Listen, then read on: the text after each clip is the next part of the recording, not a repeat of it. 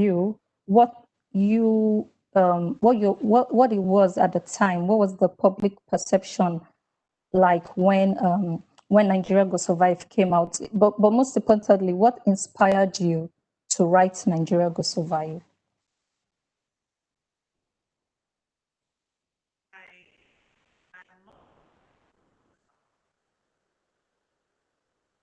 Okay.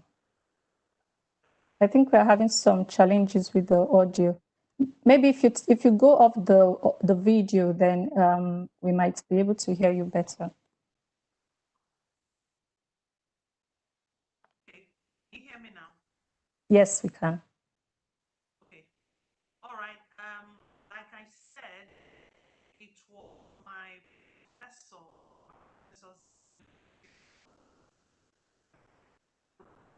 No, no. You can hear me? Yeah, okay. It keeps coming on and off. Okay, yes. If you can go off the video, maybe that might help with the audio and give us a better connection. Sorry about that. All right. Is it better now? Yes, it's better, please. Right. So I said that Now Nigeria Will Survive was written by Soniti. I belong to music, but by the time I was ready to graduate, which was 1993, the government, the government had the Shehu, and it was on, well, the reason they gave was that Nigerian economy was failing, so much stealing and that sort of thing. So by the time I graduated,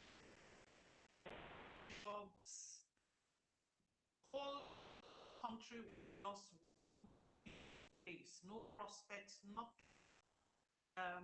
From enjoying comfortable lifestyle, I just found myself like everything just got upside down. And I started after my youth in I started backup singing, advanced studios and all. That's where I met my. Okay, I think the audio it's really bad though, but I think what we were able to get from the little pieces here and there was that at the time you recorded this, there were economic challenges beginning or arising in Nigeria at that time, right? Yes.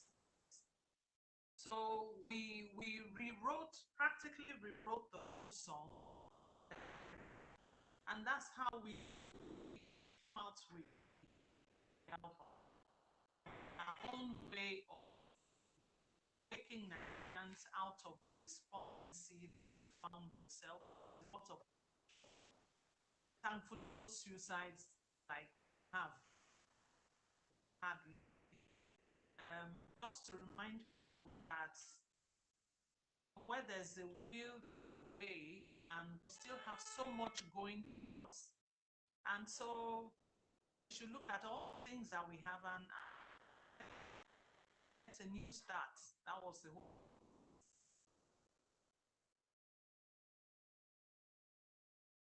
Okay, so basically, it wasn't a song that you originally wrote, but then you took it. There was a re-recording of the song. There was a release of the song in 1984 and 85.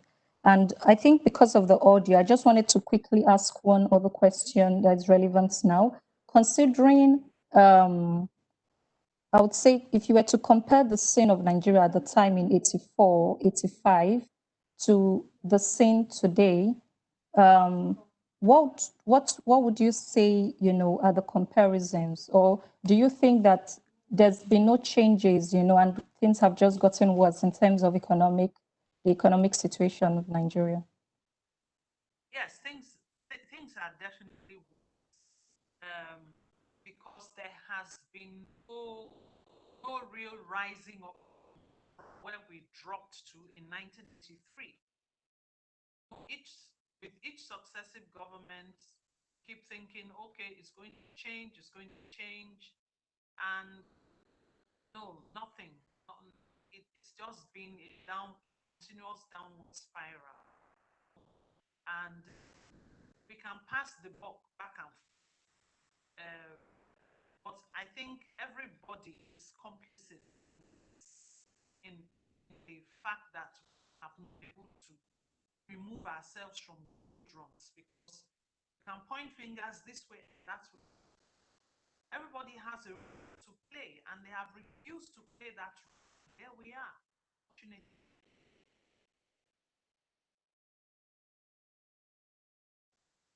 Yeah, and it's a role that I think we all, no matter how young we are, we all have a role to play. As much as we want the other, the ones in power and our fathers and mothers to play a role, we also believe that coming to age now and as Nigerians, we definitely have, as Nigerian graduates, we definitely have a role to play in positively impacting the country and trying to build the economy. I think I would just want to ask you personally, after recording that song, did you think that you had to live up to certain expectations? Because it's a song with a meaning, right? It's a purpose. I remember one line there that really struck a chord with me was, Andrew, no checkout. So, it's like, no, you can't leave. You need to stay back in Nigeria. We need to try and, build Nigeria. So if you're saying that, and then I'm wondering, would that have made you also have to stay back, even when there were opportunities for you to leave? Did you then think that by recording the song, you had a personal obligation to always stay back in Nigeria and build it, no matter what the situation is, through thick and thin? Yes, definitely. Yes, made me stay back because I don't like doing what I say, then I go and do something else. So yes, I've stayed back in Nigeria. It's not that I haven't been tempted to. Let me be frank, honest with you. But all of us can't run away. Can't run away, and no matter how we try to make someone else's country our own, still not our country. And then you never know what might make you have to come back to Nigeria. So when everybody runs away, who gets to build? And another reason I also, because although my husband is half British, he just refused to leave this country. He just pitched his tent here and has refused, thick and thin, honestly. So yes, me, I've. Okay, I think just some challenges with the audio, but I think we got that part of you thinking that this song definitely gave you that purpose and wanting to contribute to, to the development of our economy and to support the youth. Because I think one last aspect of it is that if I recall the last conversation we had, you've actually even recorded another song with with a young group of kids and a choir, where it's more of a message that's encouraging the Nigerian government, the people in power, and the people in position to hear the voices of the young, Nigerians, hear the voices of the young and listen. So I guess it's something that even at this stage of of your life, you're still trying to push and advance that agenda of why we need to focus on building Nigeria. Yes, I wrote the song Hear Our Voices because I think we don't listen enough to to the young people. And then we're quick to say, in my days, we didn't do it like this, in my days, we didn't do it like that. And fond of, oh, this generation, and that's not enough, because the generation before mine and part of mine, we are the ones who invest in today. And all that our children have is a Nigeria that never works. So we're not, morally speaking, we should not be spouting off there. We should not be preaching at them. We should hear what they have to say and then bring to bear on the situation. Actually, I think we should apologize to them first, and then work together, listen to what they're saying, and then see how we can bring and fuse them together to see how we can take the out of. So I just wrote that song. And again, another thing is that the younger generation, they are better at accepting each other no matter where they come from than we, the older generation. We, the older generation, were still divided along ethnic lines. But you see these young people, they interact with each other. They don't care where the other person comes from, So I think they are in a better position, proper guidance, to be able to take our country to where it is supposed to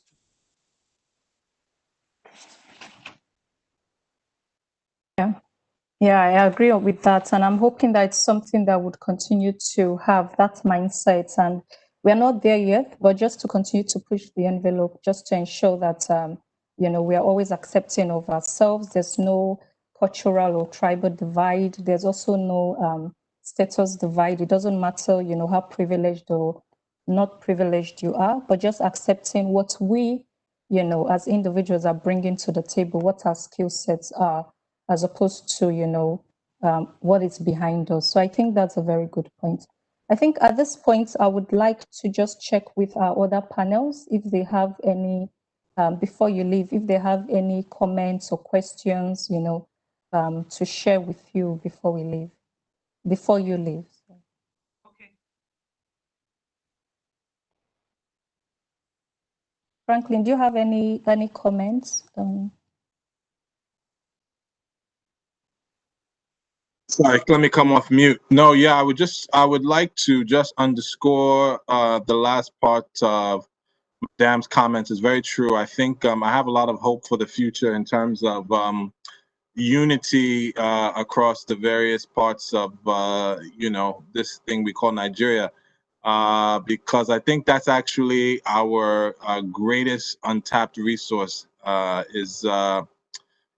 Is focusing on the project as one, as opposed to the various silly divides that she has already pointed out. So much can come from that. So I'm very hopeful. Yeah, same here. And Chijoke, anything you want to add before Mrs. Mbanefo leaves? I mean, we Nigerians are very hopeful people. I share her sentiments, and I appreciate that several years after the song, she's still committed to that Nigeria project. I didn't completely hear everything she said, but yeah, we're hopeful people. I'm hopeful about Nigeria. We need to change our mindset anyway to get us from being just hopeful to where we want to be. Okay.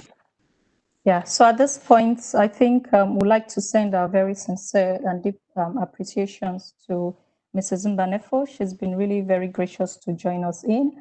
I apologize on her behalf. Again, it's the challenges of doing things virtually.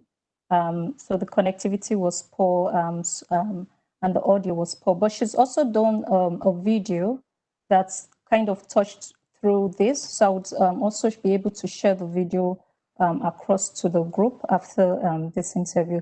So once again, thank you very much, Mrs. Mbanefo. We deeply appreciate you being here. Thank you. Thank you. God bless you. Thanks. Okay. So I think we'll be going now to our next, to kickstart the actual distinguished guest session. I wanted us to speak to Mrs. Mbanefu just to set the theme of what the situation is, why we're having this discussion. So I would like to welcome Mr. Bismarck Ruwane, who's just joined in now. Hello, sir. Hello, yeah, okay, thanks. Welcome. So let me give me a few minutes to just introduce Mr. Bismarck Ruwane. He is the managing director of Financial Derivatives Company Limited and has over 40 years experience in financial services. He has more than 30 years experience as an economist, banker, and financial analyst. He started his career with Barclays Bank International Limited in the UK in a graduate training program, where he worked with economic intelligence units of Barclays Bank International before joining the First National Bank of Chicago, which is now known as the JP Morgan Chase. So during a long stint, obviously in merchant banking, with the First National Bank of Chicago, he rose to a level of a general manager and treasurer of the bank, which later came to be known as the International Merchant Bank Limited, Nigeria Limited. He retired from the bank to co-found Financial Derivatives Company, and this is a leading economic and business research institution in Nigeria.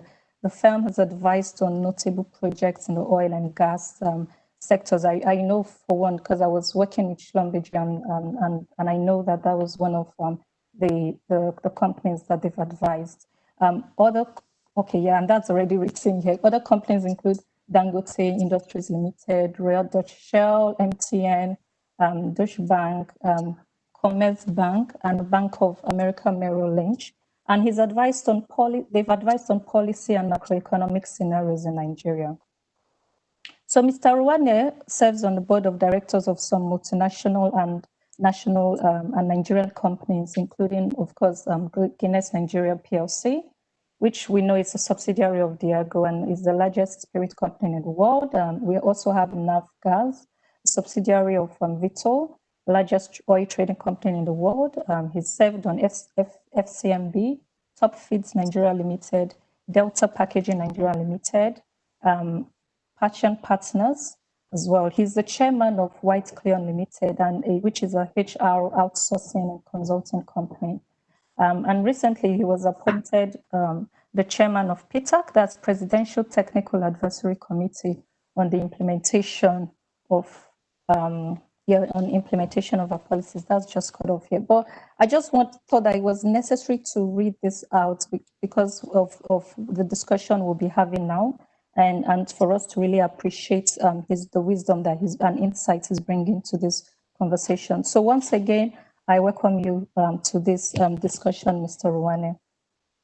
Thank you for having me. Yeah, thanks. So we were having a conversation with Mrs. Mbanefu earlier on regarding the song Nigeria Could Survive, which I'm sure you know very well.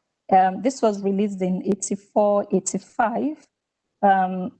And we were just talking about how the economy has changed since then.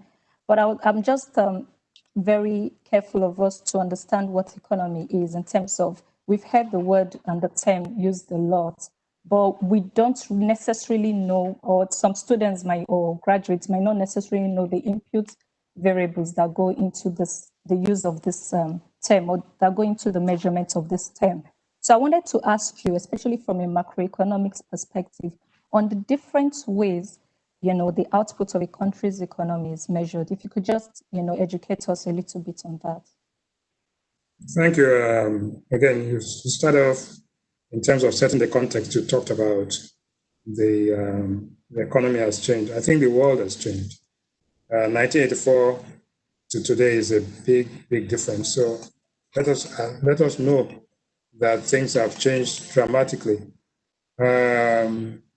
The thing is this, that the GDP of a country is a measure of its gross output of goods and services.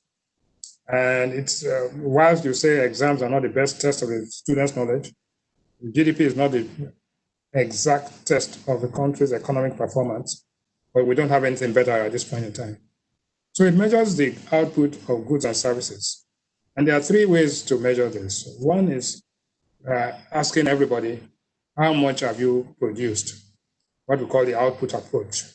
So if you come to me and say, I've produced 20 bags of yam this month or this year, that's my output approach. His second alternative is what we call the expenditure approach, because everything that is produced by somebody is sold to somebody. So if I get what you have spent, if I come to you and say, your salary is 20 million naira, but you spent only 10 million naira, the 10 million naira is what is your expenditure. The balance of that is saved. So it's not savings that is counted. It is what you have spent. So we have the output approach, we have the expenditure approach, and finally, we have what we call the income approach. How much did you earn? Because if I've sold anything, I've earned something. So, but the most reliable approach and methodology is actually the output approach.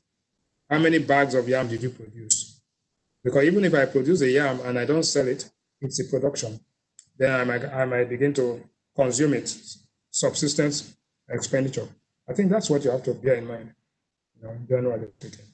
Okay, so I really appreciate you giving us those three different measurements, and the whole idea is saying that regardless, hopefully all measurements will give us the same, output. However, some might be best, which is why you've said the most commonly used one is the output approach. However, I was just wondering, again, this is me taking you a little bit deeper based on my understanding of understanding economic growth and how it looks like in this case, for looking at economic growth, you'll be more inclined to look at the income approach, which looks at labor and capital in terms of, how you combine both of these to create a more efficient output.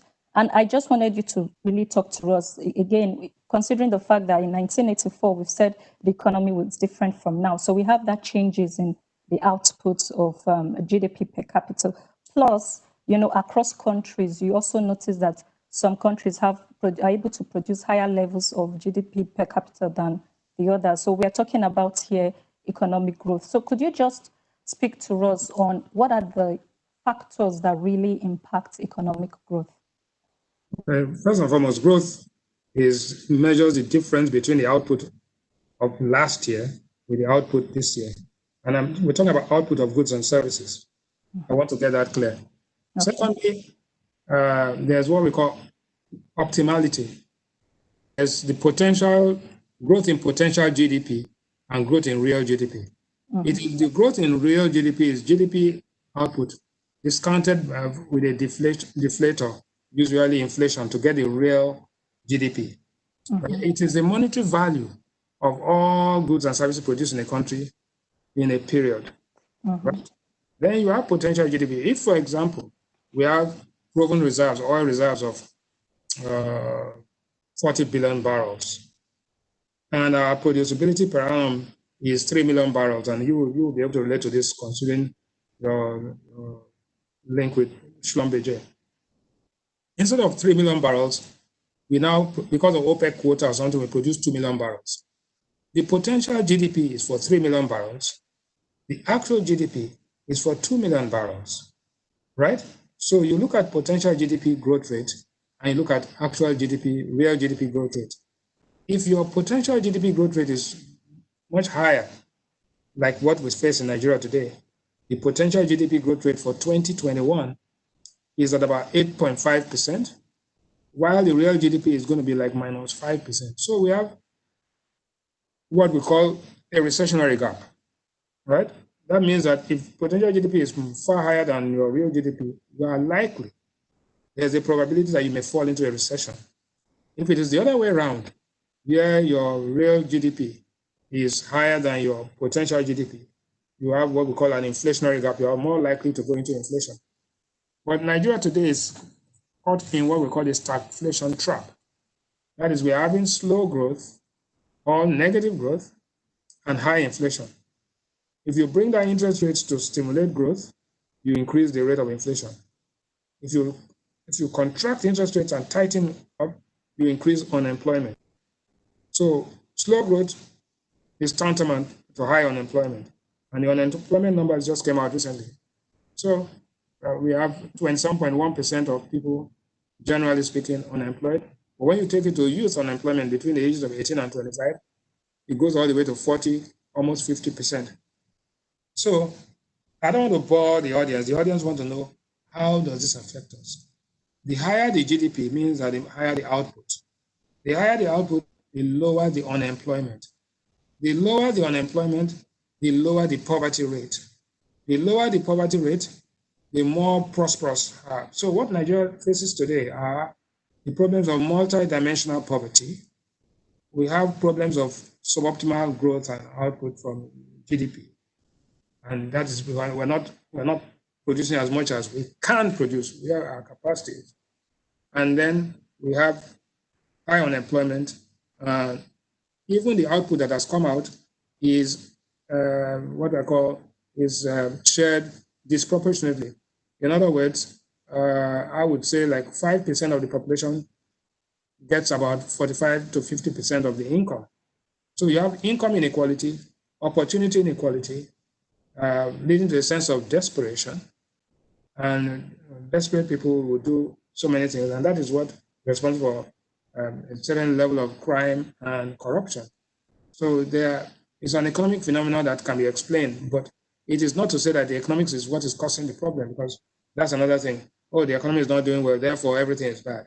No, there are so many other social phenomena that we must use. So I don't know if I've tried to simplify what is typically a very complex situation. Yeah, thank you very much. No, you've really done that, and I think that helps us go to the next phase, because you mentioned something about interest rates. You know, if the interest rate is low, that helps to stimulate jobs. And I'm thinking that's more to do with creating business opportunities, which I think is a good time to bring in our second guest, who is, I'll hand over to Franklin now to do the introduction. Sure. Thank you for that. And thank you to you and Mr. Rouhani for those very interesting comments.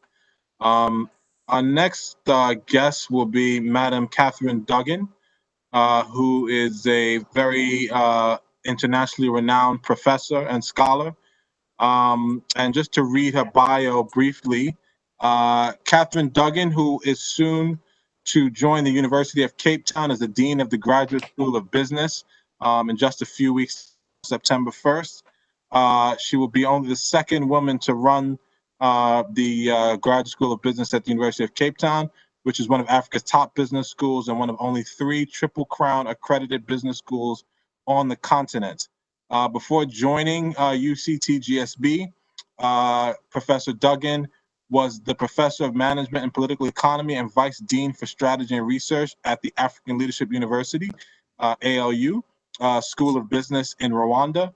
And prior to that, she was a professor at the world famous Harvard Business School for nearly a decade.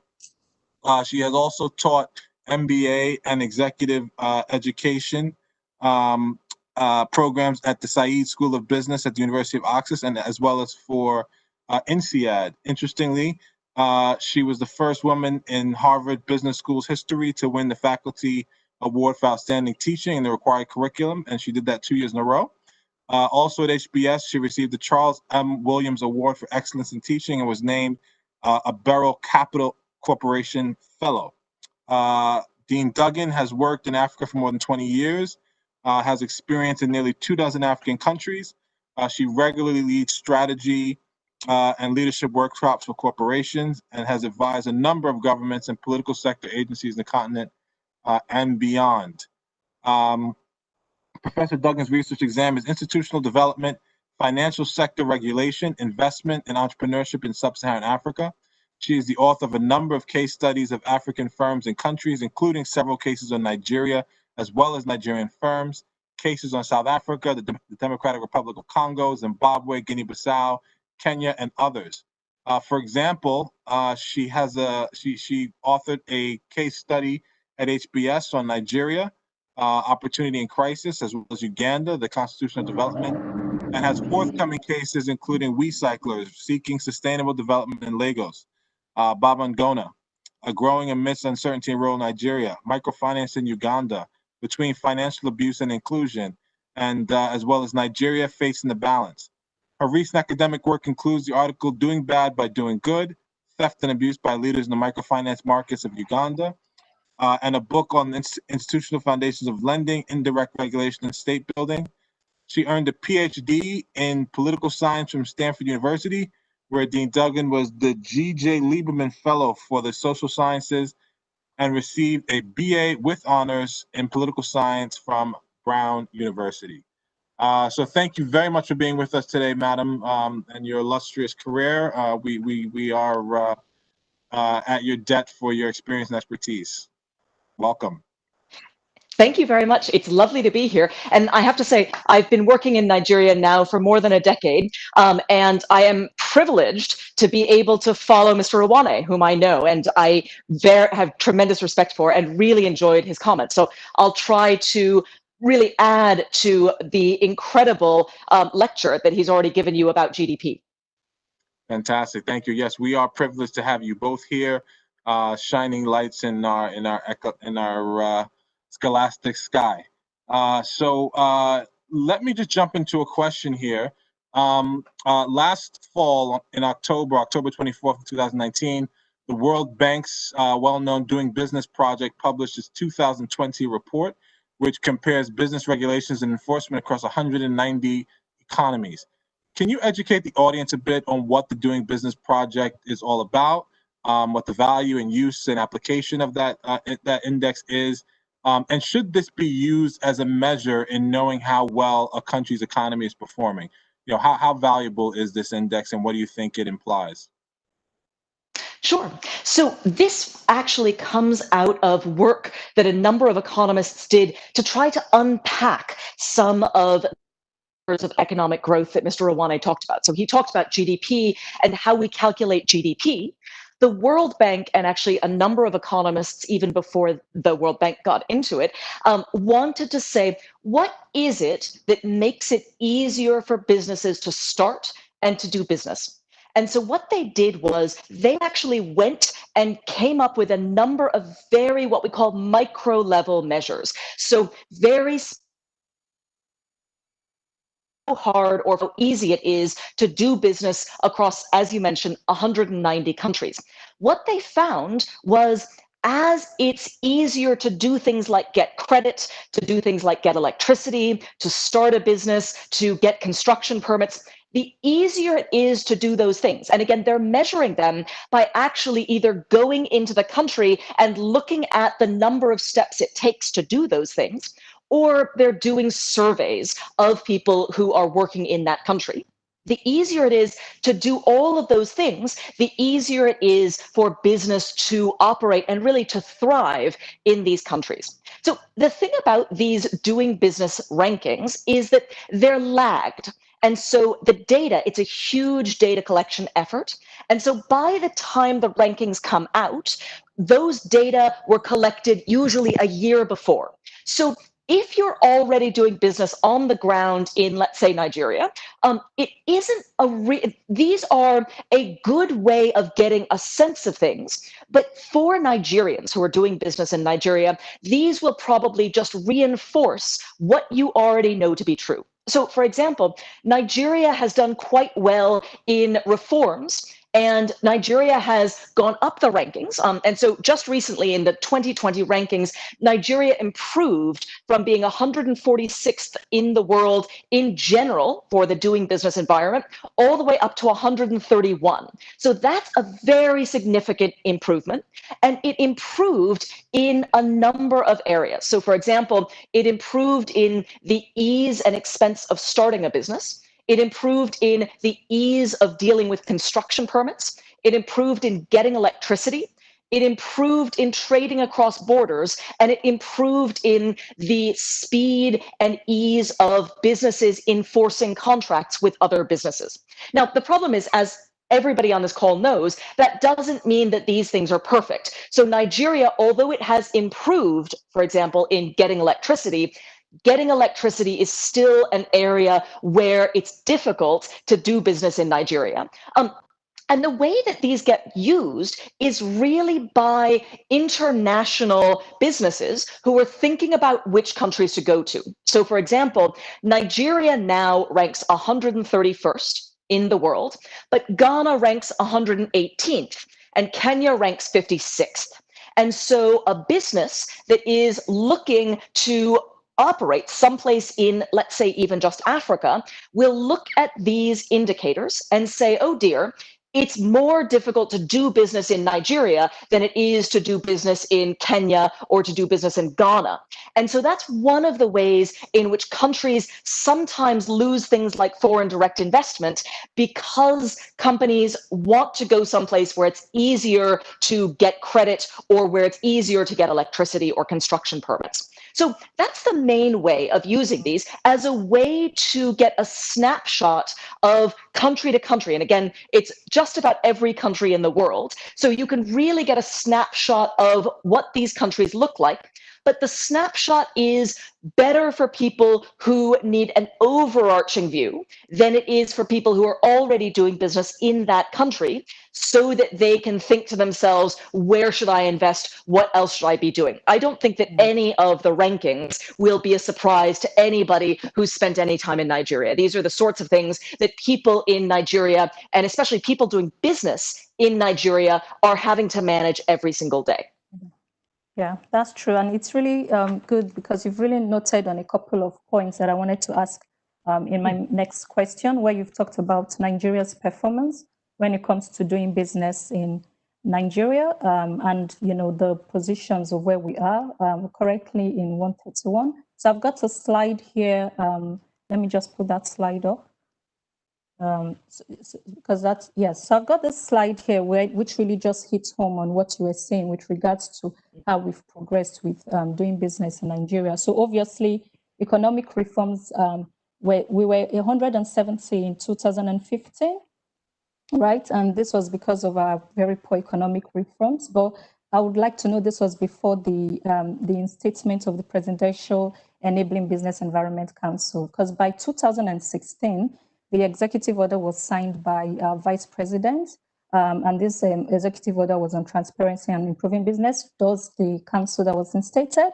And like you said, there's always a lag, right? So even though this was done in April, May, I think, in 2016, we didn't really see any much improvements yet in 2017 until 2018, where you mentioned we had that 24 points jump, right? So I think I have it here as 145, but 145, 146, yeah, we had that big jump that really showed that, based on the work that PBEG was doing, we're beginning to improve in terms of reforms. Yes, we dropped a little bit to 146, yes, in 2019, but then, the work kept going. And obviously you have this whole situation where today we're at 131. So that's the aftermath you've talked about, the lag, and then the aftermath of when reforms, are being put in place. But again, like you rightly said, that's still not enough, because just to explain to the audience in terms of the ranking, the higher the number, then the poorer your performance is, and it's from 0 to 190, with 190 being the poorest performance. And as you can see, 131, we are still within that 100. We're not in double digits numbers. So it begs the question then, or it makes you wonder, why wouldn't we have headlines such as this? These headlines that say, there are headlines that say, okay, what's going on with Nigeria? Is Nigeria really a good place, to be? You've talked about that. Is it really, the fact that we've ranked high, does it really mean it's easier to do business here? And I just wanted to state some of the topics that you've talked of in the measurements, right? So the question here really is, could you just talk to us regarding how we've performed in these various topics that they look at? What areas do you think, from your insights in-view analysis, what areas do you think we can work on properly in order to make sure we are more attractive than, say, Ghana, like you mentioned, or other African countries? Absolutely. So just to pull back a minute to bring this together with some of the comments that Mr. Iwane made, one of the things that's really important in Nigeria is that Nigeria has, for a very long time, essentially since independence, most of Nigeria's GDP, or a large portion of Nigeria's GDP, has come from oil and gas revenue. That's been decreasing over time. But my family actually started working in Nigeria. My aunt was a doctor at Ibadan in the 60s and was there through the 80s when that song came out in 84. One of the things that has characterized Nigeria's economy, especially during that period, was the very large amount of GDP that was coming, again, from the oil and gas. So what we really need to see in Nigeria is a diversification. And these are the kinds of headlines that we see a lot.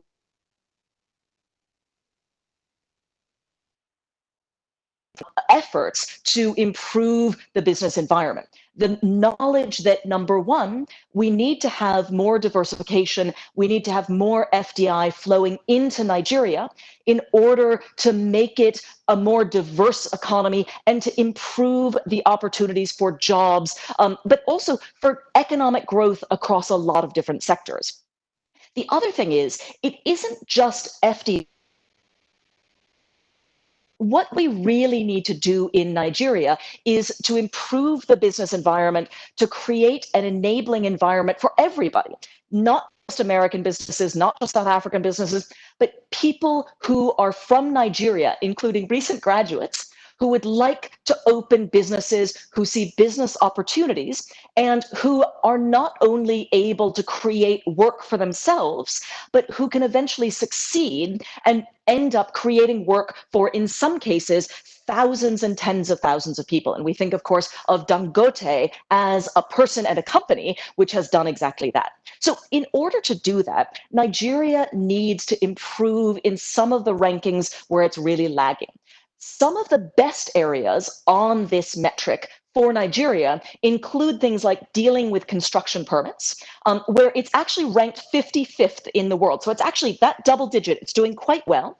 Getting credit, it does reasonably well. And protecting investors. So some of these corporate governance questions, it also does well in enforcing contracts. It's basically in that top 100 in enforcing contracts.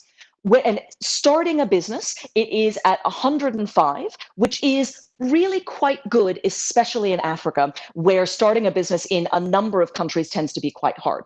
Again, it's not going to surprise anybody on this call that the areas where Nigeria really lags and is doing quite, let's say, has challenges relative to the rest of the world and other countries in Africa are getting electricity, where Nigeria ranks 169th, registering property, where Nigeria ranks 183rd, paying taxes, where Nigeria ranks 159th, and trading across borders, where Nigeria, when these data were taken, ranked 179th. And obviously, there has been movement in terms of closing borders even before we started having the COVID pandemic creating a problem. And so these areas, including getting electricity, registering property, paying taxes, and trading across borders, improvements in these areas would not only bring in new foreign direct investment, but they would also make it easier for people in Nigeria, including young people in Nigeria, to open businesses and to really thrive in an enabling environment for business.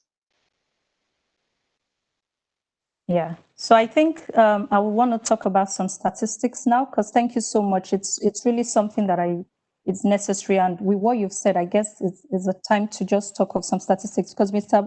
Ruwan also mentioned about the unemployment rates in Nigeria. So if you just bear with me for a second while I read a little bit of some statistics here, which says that, so for instance, in 2018, the National Bureau of Statistics reported that there were 1.7 million of our labor force population that were unemployed and unemployed graduates in Nigeria. We also had, for that same period, in the United Nations also reporting that there were over 1.2 million Nigerian migrants in diaspora, And if you're looking at this Nigerian migrants in diaspora, you want to look, there's also this Migration Policy Institute statistics that states that 59% of our Nigerian migrants in US, for example, who are aged 25 and older, and they all hold at least a bachelor's degree. And from that 59, and of these Nigerian migrants, 54% of them are actually in highly skilled jobs like the banking sector, senior management roles, and all that, engineering roles, technical roles, medical field. They all hold very highly skilled jobs.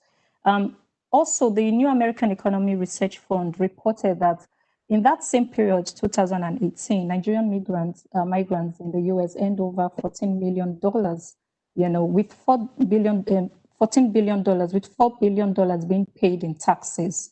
And of this, you're looking at what they've stated in that same New American Economy Research Fund has also stated that for that same period in 2018, if you're looking at the total population of Nigerian migrants all over the world, $24 billion was actually sent back in remittance to Nigeria, and actually back home, Nigeria did a white paper where they reported that amount represents about 83%, of federal government budgets, and it's 11 times more than the revenue received from foreign direct investment during that spending period.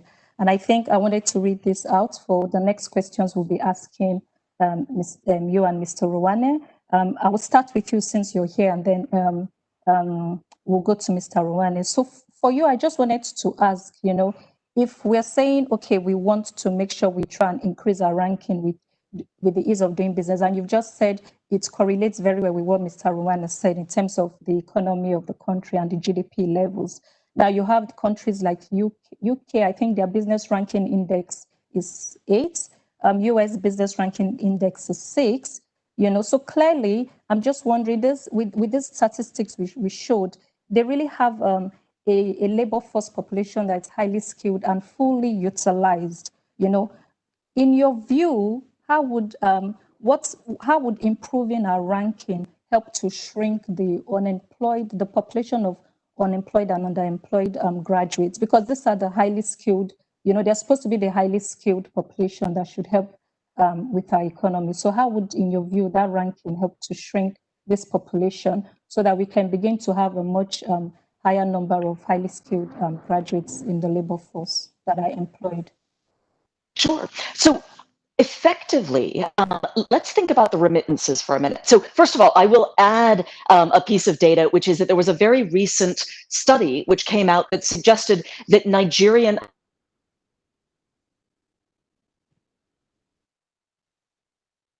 would surprise to anybody on this call. Many of those people, as you just mentioned, are sending remittances back. The thing is, though, a lot of those remittances are being used to do things like build houses rather than to start businesses. So many of the people on this, they might have aunties, they might have parents, or they themselves might have had work in the US or in the UK at some point and sent money home. The thing is, as we know, if you don't have regular electricity, if it's difficult to do for permits for land use, then it's very difficult to take the money that you're getting from abroad or even to borrow,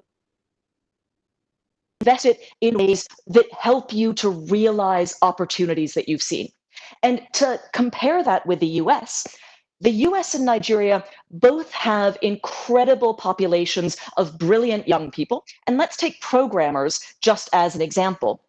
In America, you have a much easier environment to do business. And so a young recent graduate who wants to do programming has a much easier time starting a business. And that's how you see businesses like Facebook come up. That's how you see some of these big companies, which literally started in somebody's house once upon a time.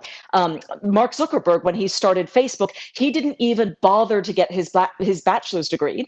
He dropped out of school, and then he moved to California and built this business. The more of an enabling environment that we can create for business, the more smart young people who see a gap that they can fill with a new business idea, the easier it is for them to actually run with that business idea to create, again, jobs create jobs for other people whom they hire, with the goal eventually of creating a Facebook, of creating not a couple of African unicorns, but creating an entire ecosystem of African unicorns. And that's true not just in the tech sector, but all across the economy. Yeah, I think I'll hand over to Franklin. Franklin, for our next question for Mr. Ruwane. Indeed, indeed. And thank you for that enlightening session. And I think we can just continue on some of that theme from a slightly different angle. Mr. Ruwane, sir, another option that Nigeria has sort of in expanding its labor population, which is a very large labor population. So there's a lot of competition, not enough jobs, too many graduates. One way to tackle this would be to shrink the population of emigrating graduates. However, an argument that some might make is that the amount that we receive in remittance is actually more useful to our economic growth than if those same students remained in Nigeria. So the argument that you hear a lot, particularly on social media, is it not better to have highly talented people emigrate abroad, create careers abroad, and remit money, or have them locally? So that's sort of a controversial question, but it'd be interesting to get your take. So just to put the question directly, remittance as a part of FDI from Nigerians in the diaspora versus sort of efficiently capturing the value add and combining the capital and labor from a highly skilled local labor force in Nigeria. What would your view be on which would be the stronger influence on growing our GDP per capita? I don't think it's a binary choice. It's not either or.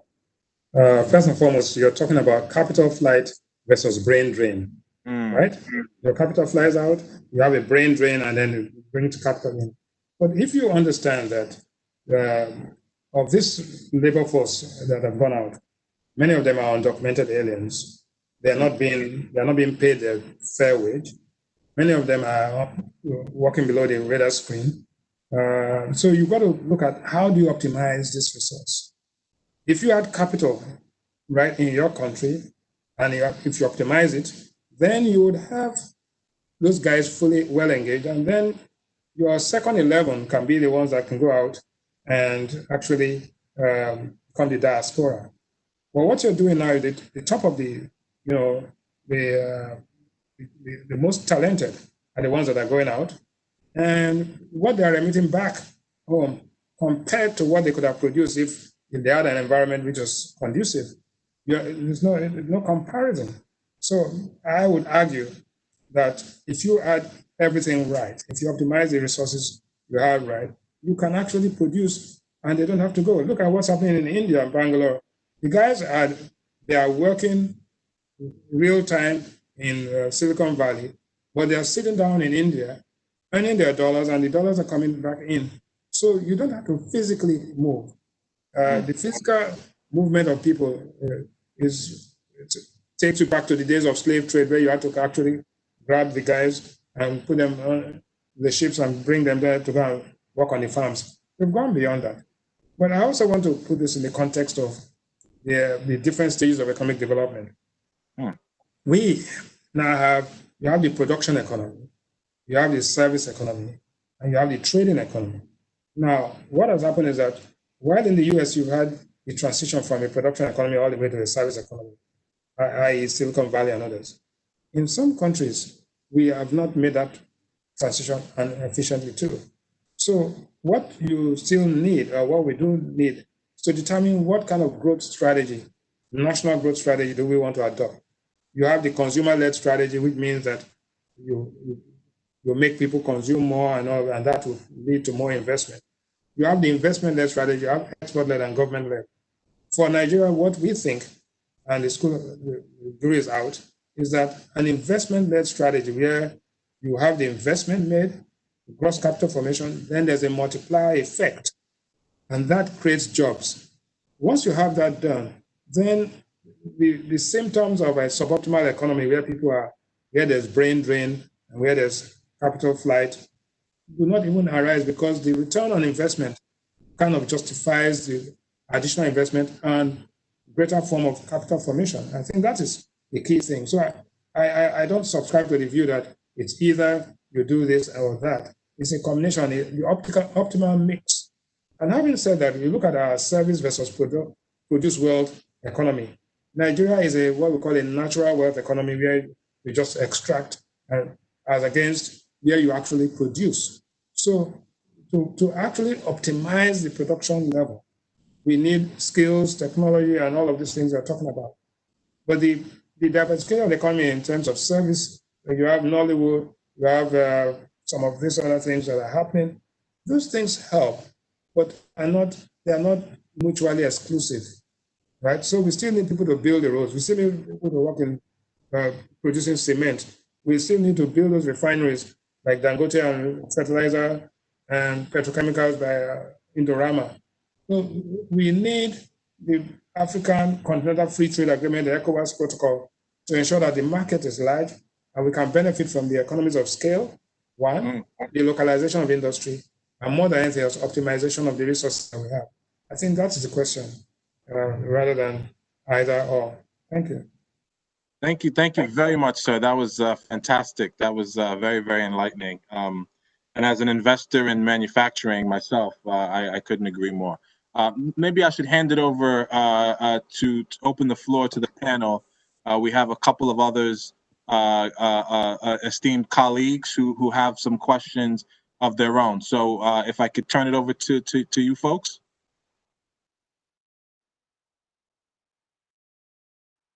Sorry, if we could just hear from Mr. Nduka Okoso, who is a senior HR professional within the oil and gas industry, regarding his comments. And I think in this case, we're trying to get the views from our panelists in terms of, what should we do? As Mr. Ruwane has said, it's not a case of either you choose one or you choose the other, but it's more of a good combination. But what are the challenges anyway of either of the options of saying, we should make sure our unemployment rate is reduced, or we should try to reduce the amount of highly skilled migrants that are leaving Nigeria. So Mr. Nduka Okoso, please, over to you for your comments. Okay, all right. Thank you very much for giving me this opportunity to be a panelist at this session. It's a tough call, I'll just basically speak from my own experience in terms of talent and also in terms of availability of jobs and roles. And I think the issue here, especially in Nigeria, is I think also from the universities and also the schools, because the schools don't even prepare you for the job market.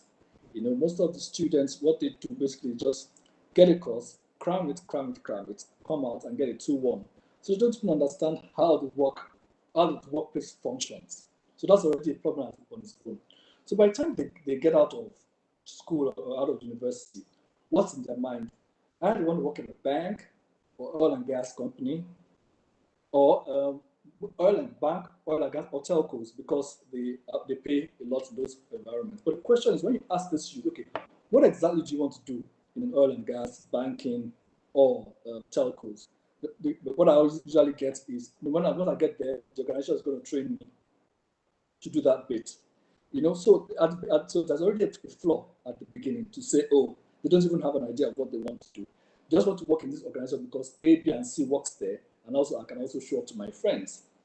The second part of it is that as I said before, the school's not preparing for that. The question, what do they do? Now, social media is here. So I feel sometimes social media has also distracted them. Because there's a lot of things on social media they say, oh, maybe that's how life is, so that's what I want to aspire into. That's why in Nigeria, the entertainment industry is really, really booming very, very much.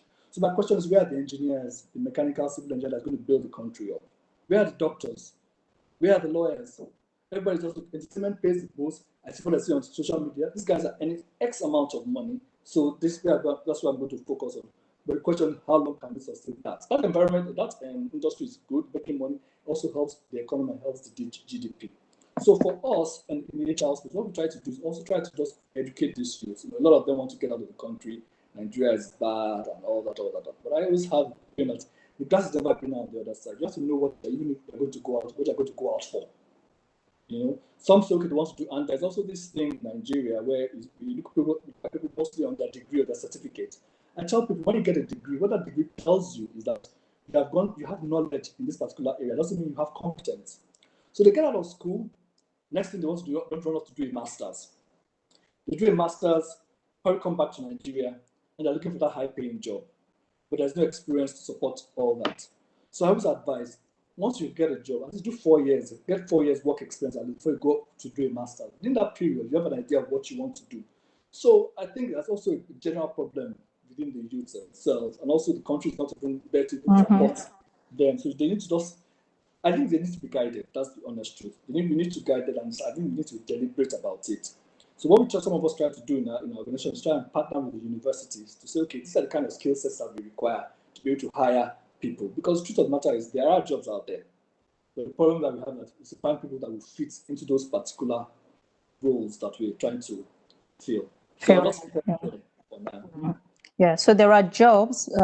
It's all about self-development. It's finding people that are focused on getting those right skills. And that's where your argument is, more than the fact that it's not just that issue of unemployment rate is high. But I think I've got Chijoke on the line, Mbakogu, who is going to give us his a counter argument to what you're saying, where you're saying that there are jobs and it's just finding the right skills and we don't have enough people. Yeah. So Chijoke, could you just Yeah, so I'm not sure about the jobs being there or not being there, but I think I agree with Nduka. If I want to summarize what he said, our youths are more concerned with instant gratification, and they have that survival mentality. And you can attribute this to the environment. We're very motivated people. Like I said earlier, we're very hopeful people. But when you have an environment that does not provide or enable you to reach your potential, you tend to shift to something else. Now, survive. You travel out, or you look for a position where you can just take care of yourself. Spend time developing yourself, you don't grow yourself, you don't have that problem-solving mentality. That enabling environment is very important. There's a lot we can say about the mindset of our graduates. And that mindset does not really or completely include that problem solving. When you have that problem solving mindset, you are creating jobs, you're adding value where you find yourself. You don't just sit down and blame the government. I'll take our refineries, for example. It's okay for us to sit down and blame the government or the management, but we have engineers that work there. You know, how creative are you guys? Are you okay just sitting down and getting paid, you know, without producing? And I can speak about this because I'm in an environment where people push themselves. You know, people go out of their ways to create value. People go out of their ways to get to know people, have relationships, grow, develop themselves, and add value where they find themselves. So I'm not totally sure if we have the right jobs back home. I'm not sure if they're good paying jobs or not going paying jobs, but we need to develop our mindsets. We need to move away from that survival mode to a place where we're constantly looking for vacuums to fill. We're constantly trying to solve problems, not just that instant gratification. You come out and all you want to do is just get that high paying job without, you know, understanding what value you're going to add to the role you have. Okay, all right, thank you. And it's something that where we're coming in from. Yeah, the audio was, yeah. Where we're coming in from is saying there are jobs, but are we really very skilled to fill in those positions? And then on the other hand, what we're saying is if we do leave, we do get ourselves in an environment that really flourishes us and makes us to perform better. But then one could also argue that even in Nigeria, when you say there are jobs, you need to, I mean, we all know networking is a very is a very expensive currency and it plays a different role even here in Nigeria, where it's not about what you networking that is based on what you bring to the table, but networking based on who your father is, you know, the connections of your parents as opposed to yourself, which I think Mrs. Mbanefo touched on a bit earlier on. So that could also foster our potential to self-develop, to progress. And I guess that brings me to the question for Professor Dogan. In terms of, you know, you're the dean of a business school. You've had a long-standing career in a business school environment where you've interacted a lot with graduates of all kinds. And I just wanted to ask you, when you're in an environment that stifles self-development because of the lack of opportunities available, what would you want to advise us, the graduates, on how to still cope within this environment and progress? Well, I think that's an excellent question. And I would actually answer that question by building on some of what we've just heard. One of the things that especially young Nigerians, are excellent at is solving every day. If we go back to the World Bank Doing Business indicators, the areas where Nigeria is every single day, even just moving around Lagos. I know the third mainland bridge is under construction at the moment, and people are coming up with ways to get around that problem, ways to solve that problem. I think that we need to have people explicitly take that problem-solving mindset from the day-to-day life and apply it to the ways in which they're looking for opportunities to create new businesses, looking for gaps. I think that the biggest problem, and this is not just a problem in Nigeria, it's a problem everywhere, young people, especially young graduates, would like to have somebody just give them a job and then teach them what to do. We've just heard a bit about that. And actual way that graduates can have the kinds of careers that they would most like for themselves is not by just going and getting a job which has a nice office and a nice desk and a car with a driver. It's going out and trying to see what is necessary, whether you're in a corporate environment, and thinking, how do I improve things in this organization? How can we be more successful? How can I be more successful and more effective in my corporate position? Or by going out and saying, are there companies that I can create? Are there ventures that I can start that would create, not just create jobs for yourself, but that would really fill gaps in the economy where I see something that people want or that people need that they aren't getting yet? So I think that really what I would counsel is a kind of confidence in your ability to see things that are necessary, and then your confidence in your ability to really solve that problem, and to really be confident that you should be going out and trying to solve that problem without waiting and sitting quietly and waiting for somebody to come and either give you a job or tell you what to do in your job. And I think that, again, not just for Nigerian youth, but youth around the continent and around the world, the more young people who do that, the better off we'll all be. Yeah, okay. And Frank? Excellent. Yeah, coming back to Mr. Rawane, sir, if you would. Chi touched on an interesting point earlier. You know, we all know that Nigeria is not yet, at least, the sort of egalitarian utopia we would like it to be. And oftentimes, people often ask you the question, you know, who is your father? You know, who is your father's father, and that sort of thing. Knowing what we know about how valuable your network and the right connections are anywhere in the world, but obviously, even more so here in Nigeria, what advice would you give to graduates in Nigeria who have the right qualifications? They've trained, they've taken, Professor Duggan's courses, they've taken your courses, they have the skills, but they don't come from a big family background, or they don't have a wealthy mom or dad. What's your advice for overcoming this barrier to entry and breaking through? Well, I think opportunities are not dynastic, but in Nigeria, at times we say, if you don't have, you can't get, and if you don't get, you can't have. So, but I think that's behind us. Your skill to actually create a surplus, right? You have to understand the difference between a flow of wealth and a stock of wealth.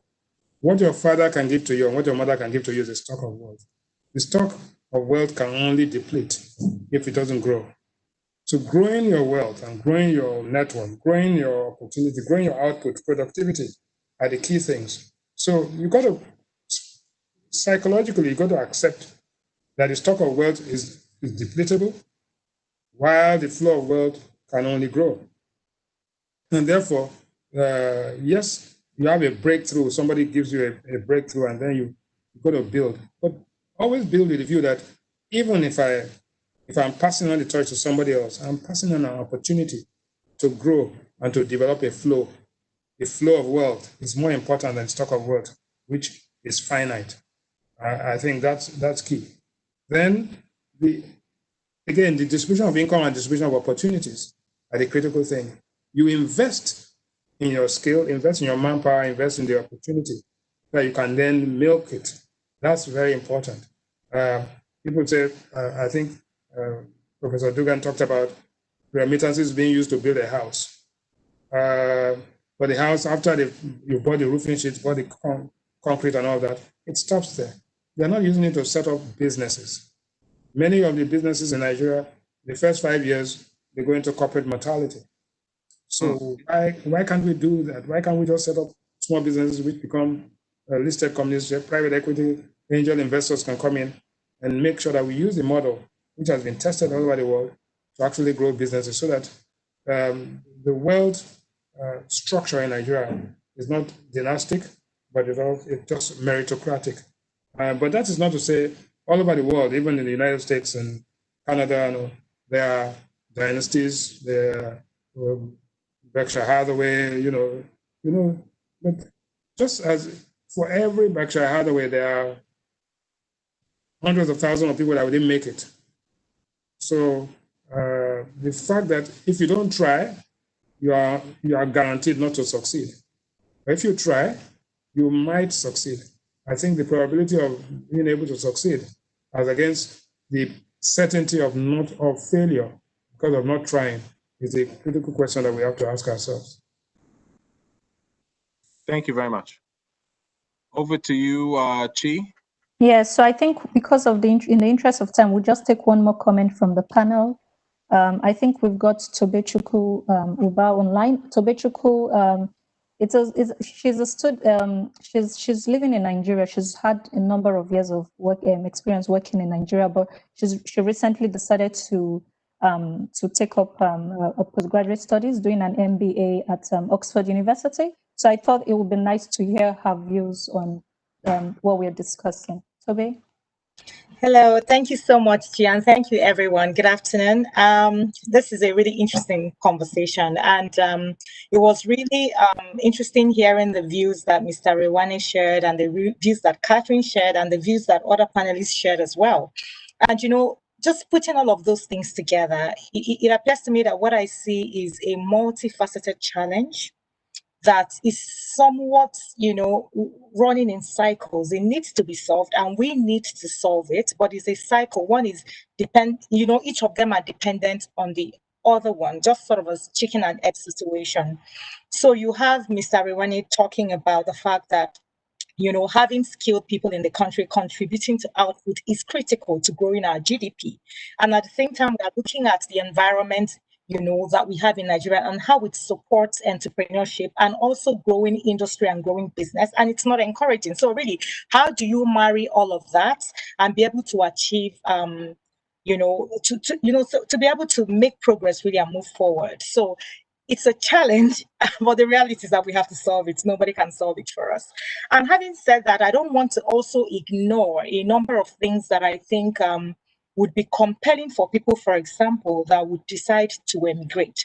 And if you look at data, I think, I may not be completely correct, but I think that, many times the economic situation and the maybe unfavorable circumstances that people find themselves in could be a major trigger for deciding, for example, to emigrate to other countries. And if you look at data, for example, over the last 5 years, the migration to Canada has sort of tripled. I think every one of us knows somebody that has gone to Canada, including people that have very good jobs, well established. Sometimes it's very surprising, and you're thinking, how could you leave all that you have achieved here, and you have a great job, you're very competent, and then you're still emigrating. So it's a real challenge.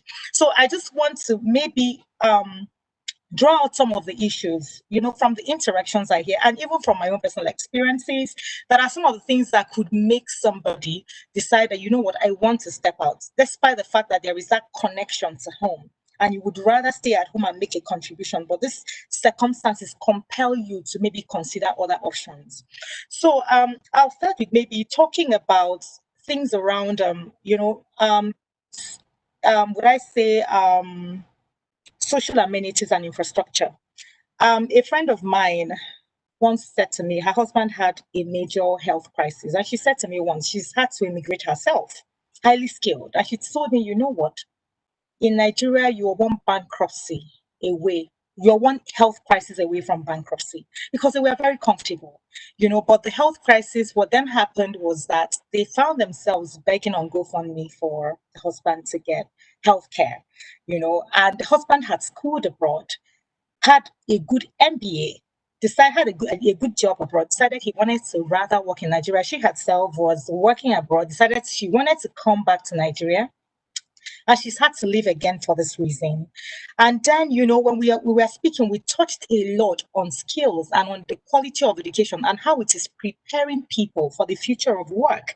And I think that that's a concerning scenario, really, that all of us here, we need to find a way to solve that problem. And if you look at it, when I think to myself that what sort of future do I want to bequeath to my children, I look at the way that the standard of education is starting to lower over the years. Mr. Rewani talked about our first 11 being the ones that are emigrating. And that's a major problem, because it has a ripple effect in what we then have left over in the country. So you have the top 11, the first 11 leaving. And over the years, what you have is not just the first and second 11, or third 11, or fourth 11, or fifth 11. It just keeps going down. And then the people that you have to train your children to provide healthcare are like the bottom of the list. I'm not saying that that's generally the case, but I'm saying that that's the type of scenario that one can expect when you have heavy immigration over the years. And then you're faced with the challenge of, okay, I want to stay back, but how do I make sure that I give my children the type of education that they want? And if you decide, okay, you know what, I would stay back, I'll give them education, for example, if I want to send them abroad to train, and then you're faced with the challenge of, declining currency value. And if I may use myself as an example, the amount I was earning maybe 6 years ago, what I'm earning now, and I've had like promotions over the years, in in dollar terms, is about, say, 40% of what I was earning, or 60% of what I was earning 6 years ago. So I've been working over the years.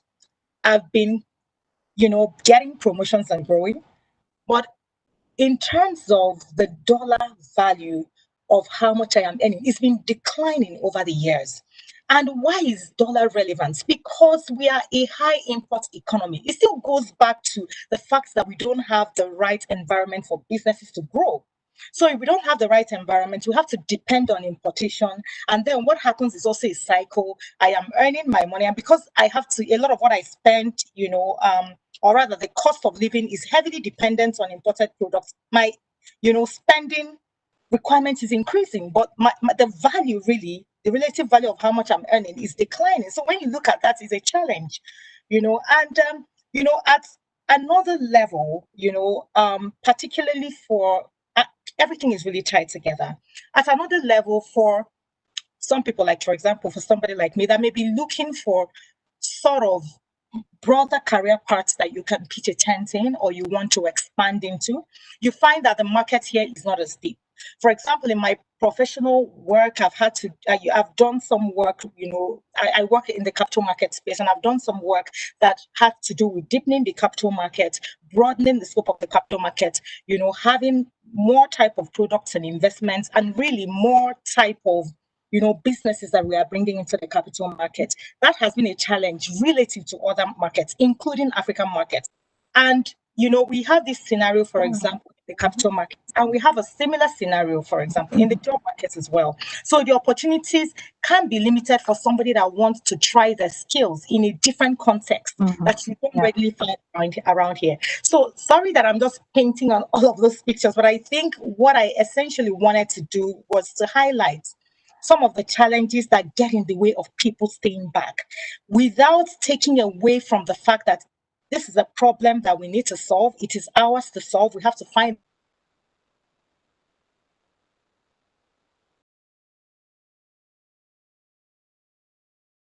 the fact that having gone through all of the struggles, one thing it's built in us is problem solving skills, even if we don't realize it.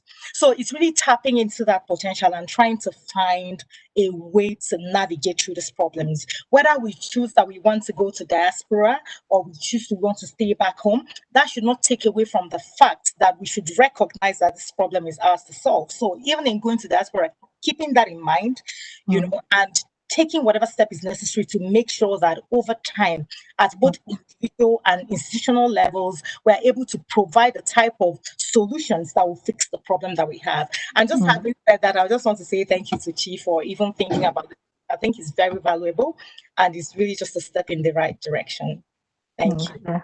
Thank you. Thank you for that. I think, Franklin, you had a question for Professor Duggan based on what she's just said. Some of the points, she's really hit home some points there. Yeah, no, we appreciate the passion and we understand the struggle really of the Nigerian worker, who, as you said, you know, sort of on a PPP basis, and given our high importation, you know, unfortunately, you know, the reality, the dollar value of your earnings and savings is relevant to our economy. Many people feel like they've been moving backwards. So it's not, you know, it's not an isolated view. It's a viewpoint, again, in social media and talking to friends and talking to relatives, you hear it quite often. And this also comes to our government sector in a big way. Many of our, you know, my aunt, for instance, works for, she's an employee at one of the 36 states of Nigeria, and you know, there was a 2-year period where she didn't get paid at all. You know, salaries were just never paid. So and that's very important because, as you know, for many of the development initiatives that Professor Duggan has mentioned, and inherent in some of the comments that Mr. Rawani has talked about in terms of how we diversify our economy, and bring some of these labor and capital elements of the production function together, requires competent government employees, and not necessarily just sort of celebrated governors, celebrated members of NAS, celebrated ministers, but actually the functionaries. You know, in economies that perform very well, G7 economies, you know, it's not the famous people who sort of make it necessarily work. It's a lot of people who don't go very well recognized and who you don't hear about, but who have good paying jobs, who have gone to Oxford and Yale and Harvard and all the greatest schools in the world, and still decide to commit their life's work to government, or at least for a time. And we don't get that in Nigeria because it's not seen anymore anywhere. I mean, there was a time where it was very sort of, you know, my own father at a time worked for, you know, as a functionary in the government. You know, but it's no longer that way. And obviously, Mr. Rawani has made many valued contributions to government policies over the years. We all know that. But how do we encourage in this environment, Professor Duggan? What can government do to attract highly skilled people, both in Nigeria and in its diaspora, to take up these quote unquote humble but very key positions, these sort of technocratic positions of office, so that our public sector delivery can be at that level we need to move up, and you know, in sort of, you know, how well we're doing and doing, how ease of doing business, you know, all these other sort of human development indices that exist. We need these great people in public office. How do we get that done, given the realities that were talked about by the previous speaker? Sure. Yeah, Excellent. If I may, the question is that when I was working on the minimum wage, well, then I was told the difference between a public servant and a civil servant. A civil servant is a government employee. A public servant is somebody who is probably recruited from the private sector to come and work at the NNPC is paid the same kind of wage or if not more.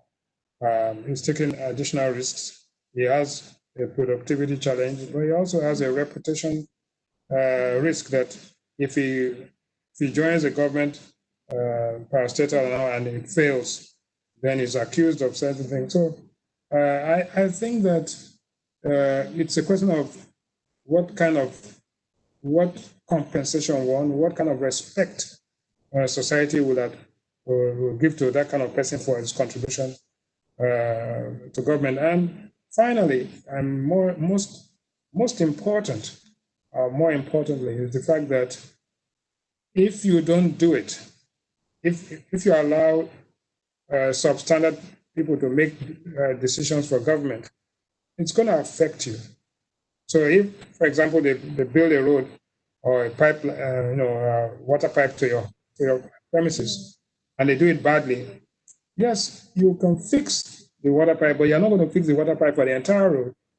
And then tomorrow there'll be a flood there, there'll be this and all sorts of things. We've seen it happen. So your compensation one is that, because one is the financial compensation, and I listened to the lady talking about how she's been working her way down the ladder of success. She's been earning less as time went on. That you can understand that. But if you don't do it, the risk that you and your family and everybody will suffer, because it's going to create unemployment, it's going to create crime, it's going to create social unrest. And in the end, you're going to have to kind of escape from the country to somewhere you are not happy with. Makes it imperative that you must participate in some public service of some sort and give the best to ensure that we are not stuck with substandard decisions. I think that's the important thing. There is a role that you must play for enlightened self-interest. Thank you. Professor Duggan, I think you wanted to comment also? Sure. And really, just to build on that, what I would say is I'm really excited about, because as we've seen with the millennial generation, among other things, people really want to find meaning in addition to money. And you have to remember what you're doing. You have a finite number of minutes in your life. And what you are doing during your job is selling those minutes for something. Money isn't good enough. What we see in the West, as you mentioned, I taught at Harvard Business School. I had the privilege of meeting some of the richest, most successful people in one of the richest countries in the world, and they were still unhappy.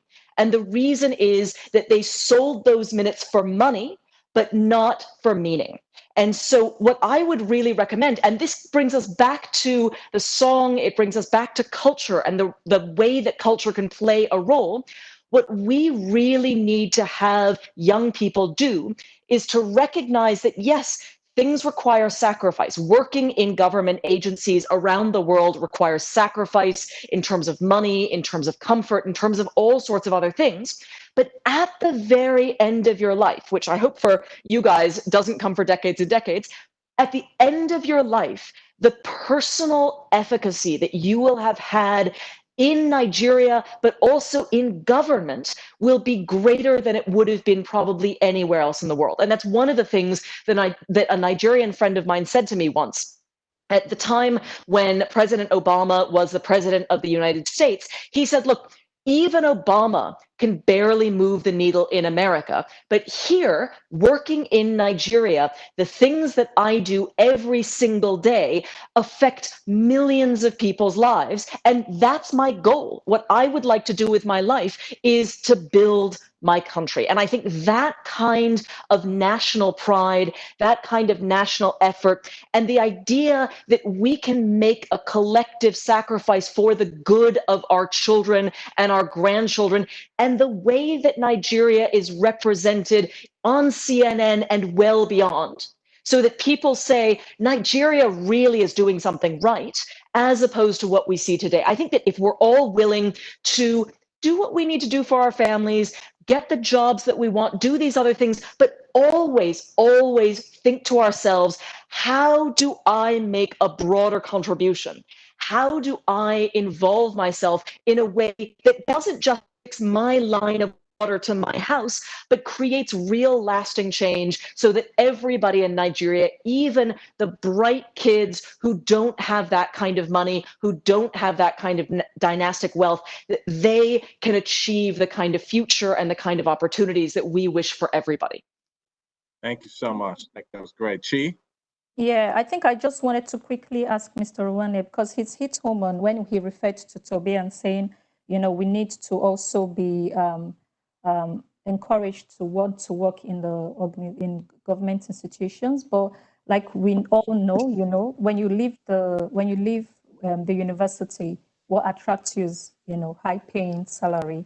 And like Professor Duggan said, you know, it has to, we are beginning to say, yes, it's about purpose and not just money. But I still feel we're a long way from that in Nigeria, and that most of us in Nigeria are still very much a bit superficial and always think about the money and not, you know, the purpose. So I just wanted to ask Mr. Ruane, for someone who's done this, who is working with the government, and for someone with so much years of experience, what advice would you, or what do you think we can do to try and start changing this mindset, you know, to create that paradigm shift in a mindset of Nigerians, that it shouldn't be, you know, just about money, but also about purpose, so that if we have such an opportunity to work civil service, public servants, you know, we're not so focused on, you know, the compensation, but we are focused also on the fulfillment and the impact that the work we're doing is having on the country. Well, first of all, let me correct this misconception. I don't work for the government. Okay. I work in the private sector. I perform some roles with the government to advise the government on certain things. Okay. But having said that, I'm saying that before, politics in Nigeria was left for thugs and criminals. So when we now saw a few of the talented technocrats coming to politics, it's beginning to change. We are nowhere near where we want to be. I'm saying that there's what we call the law of diminishing marginal utility. That is, you get some things and the satisfaction you get for it, the more it is, the lower the satisfaction. So after your first billion or first million or first 2 million, you begin to see that what you are looking for are things that will fulfill, you know, that will make you happy, and, you know, and I think that is the key. We have to be careful so we don't get carried away by financial reward, because there's what we call the backward bending supply curve of labor. If I work for 3 hours and you pay $100 and you make it $200, I'll give you 6 hours. But the point comes when I say, no, I value my leisure and my rest more than the extra dollar you're going to give to me. So all of those things come together to make us decide what, you know, how the trade-off between the material satisfaction and the societal benefit that you find. I think there's a trade-off somewhere. You need to be materially satisfied. You need to get financial rewards, but you also have to understand that there's a point where you do certain things for the benefit of society as a whole. So you, as a member of society, will take advantage of this. Thank you. Yeah, so, and I'm sorry about that, because of course I know you don't work for the government, but yeah, in advising the government, and which is also, you know, something that we should be happy to do as well, to come in and support in any way that we can. So I think we've come. I just want to jump in here real quick. Thank you guys for putting this together. It's been pretty much informative. I still believe that our environment, the climate in Nigeria, is still one of the most serious hindrances to our mindsets. You have people who go somewhere to work. You want to work in the government and you have that mindset to actually contribute. But the people that work around you don't share that same vision or that same passion, and you end up getting frustrated. Then again, the economy, lack of basic infrastructure, always pushes people to want more. You know, they go in there, it's not about the money, it's about that passion to serve. Then you have lots of needs, And before you know what is happening, you join the trend. This is how we do stuff here. So I think we need to make that deliberate effort to change our mindset, to improve the climate where we do business or where we work. Then some of these things that we're talking about can start to grow, can start to happen. It's a deliberate effort we need to do. We need to see how we can influence the government. We need to see how we can influence the leaders. And if we don't take care of that part, I don't think we'll be able to achieve what we're talking about on the long run. Exactly, which is what I'm hoping, such discussions can bring in, having this kind of discourse to, start working towards what role we can play. Yeah. So it's already 4 o'clock. I'm really cautious about the time. And I wanted to just have one last word with Mr. Ruana in terms of his final advice, to graduates listening in.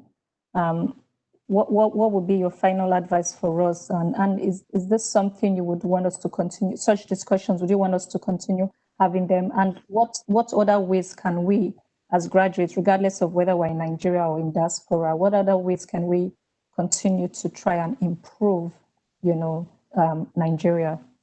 I don't think we should classify Nigerians into graduates and non-graduates. I think Nigerian workforce, no matter what your background, once your productivity increases, there's a correlation between your productivity and output, and between your output and your happiness, because it leads to the income per capita. Once you accept that, and that not doing the right thing, the world is made. You have injections, which are when you invest in an economy, it multiplies. Then you have leakages, which lead to a negative multiplier. So we should continue talking about these things. We should have more and more of this kind of fora. And that remembering that in economics, we said demand leads to supply, or supply also leads to demand. If we demand good governance, demand higher productivity, demand accountability and transparency, we will get higher transparency, supply of good governance, supply of output, so everything changes, but you must continue to demand it. It is your right and your responsibility to demand good governance from whoever is leading, both in the private sector, public sector, so that because if it improves, everybody's going to benefit, including the guy who is benefiting from the negative reaction. So thank you very much for having me. So I need to check out now. Thank you. Yeah. Okay. Thank you. And Professor Duggan, Yes, I would just double underscore what Mr. Ruana just said about demand. I think that this is something that we need to have young people do now and continue to do for the rest of their lives. But I would also just remind everybody that the way that you find opportunities for success is not by following the crowd. It's by seeing things that no one else has seen, or that very few people have seen. And in some cases, being able to figure out things about how to do things that maybe some people have seen, but nobody's figured out how to do. And so one of the mind shift change, or one of the mindset changes that I think we really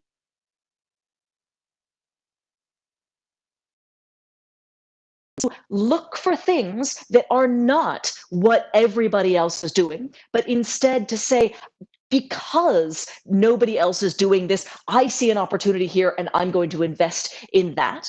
And the one last thing that I would say is going all the way back to the doing business indicators. Those indicate how hard it is to do business in Nigeria. And what we can take from that is just to remind all of us what we've been hearing all day, which is nobody else is going to come in and fix things. It has to be Nigerians. And it has to be the youth of Nigeria. And the sooner that we all roll our sleeves up, counting myself as one of you for a moment, the sooner we all roll our sleeves up and take on that challenge and see it as a challenge, which we know will be frustrating, but where we hope that in the end, it will all be worth it, again, for ourselves, but especially for our children and our children's children. I think that is the thing that really is going to help to build Nigeria into the thing that it can become, the great it can become, and that we know that it can become. Fantastic. Thank you so much.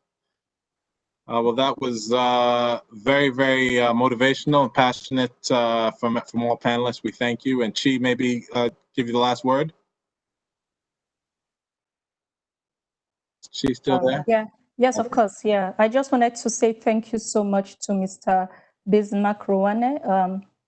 I know it's been a very, very, he's got a very tight schedule, and, you know, just being able to make himself available for this discussion was something that we're really very fortunate to have. And it's been a very enriching conversation for us and for all our attendees. It's been shared on YouTube, so I'm very sure more people will be able to reach in and gain from this. I also want to say very, you know, very special thank you to Professor Catherine Duggan. Basically, when I was at Oxford University, she was the lecturer for one of our courses doing business in Africa, and I missed being able to attend that course, but I heard so much raving reviews of her, and it's just a pleasure, you know, having you on this platform. So thank you as well very much for being here. We did send a poll out, you know, as one last thing out there, just to say, you know, what options do we have? Should we leave? Should we stay? But as Mr. Rowane has said, you know, it's not either or. You know, it's supposed to be an optimum combination of, you know, where we think we can positively impact Nigeria. But I guess regardless, you know, we want the government to hear our voices, want those in leadership to hear our voices. So regardless, we should continue having such conversations. We should continue being in a position where we should be able to demand for something better. And regardless of where we are, we should be able to make an impact in any way that we can. So I will just leave with this last parting message, which is really hear our voices, which coincidentally is the title of the latest song that Mrs. Vino Marigo Bonefo released recently, where it's more of saying, if the government should hear the voices of the youth, the voices of the young, and then maybe we are going in the right step to trying to, you know, create that systematic change and improve and build on our economy. So once again, thank you to everyone that has joined in. And I hope we can do this again same time next year and have so many of you join us as well. Thank you so much.